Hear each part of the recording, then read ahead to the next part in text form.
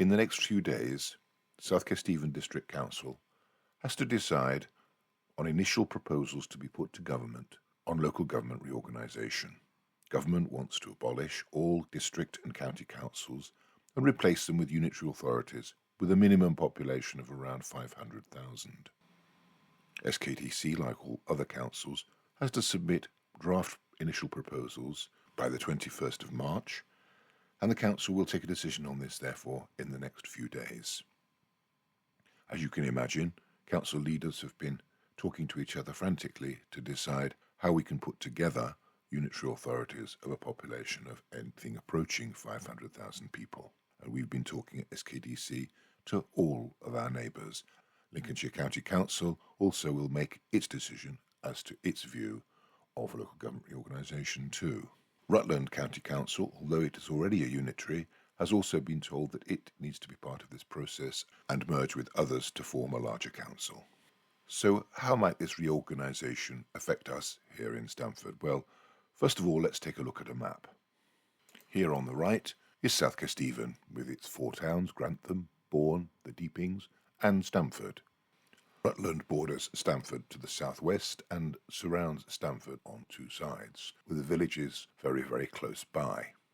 The leadership at Rutland County Council has expressed a desire to merge with Melton, Charnwood, which is based around Loughborough, and North West Leicestershire District Council, which contains Colville and Ashby-de-la-Zouch.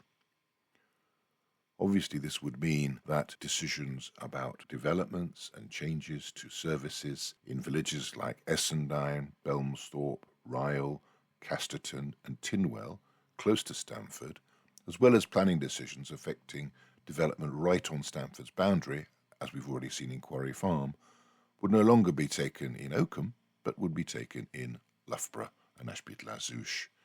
I don't think that would be acceptable to the people of Stamford or its surrounding villages. And then there's the question of the A1.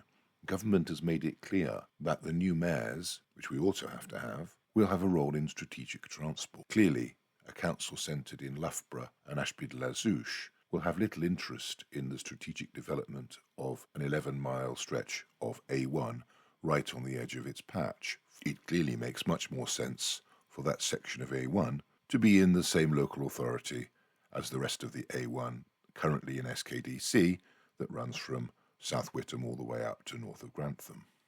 For these and for many other reasons, Stamford councillors like me and other SKDC colleagues really would like to partner with our neighbour in Rutland. And we hope that this will have the support of not just the surrounding villages around Stamford, but all of Rutland too. Of course, there are people in Stamford who will be concerned about council tax levels if we merge with Rutland.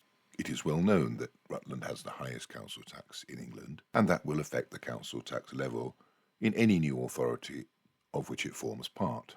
However, because Rutland only has a population of 43,000, it will be less than 10% of the population of any new authority it merges with, and therefore the effect of its high tax would be heavily diluted. I recognise, though, that this is an issue of concern, and so I've taken the trouble to do the figures. So taking the council budgets for 2025-26 and the council tax levels that have just been set for the coming year, if Rutland were to merge with SKDC and two other Lincolnshire district councils, then SKDC council taxpayers would pay about an extra £1.20 per week in council tax.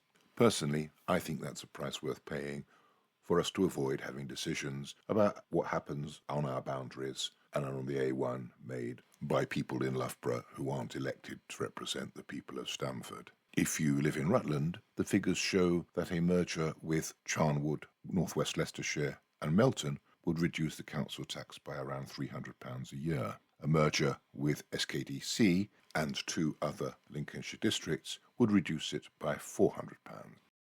I hope you found this presentation useful. Obviously, it is only a summary of key points. If you'd like more information, do please email me, richard.cleaver@southkesteven.gov.uk. I can also email Rutland County Councillor Kevin Corby at kcorby@rutland.gov.uk. Thank you for watching.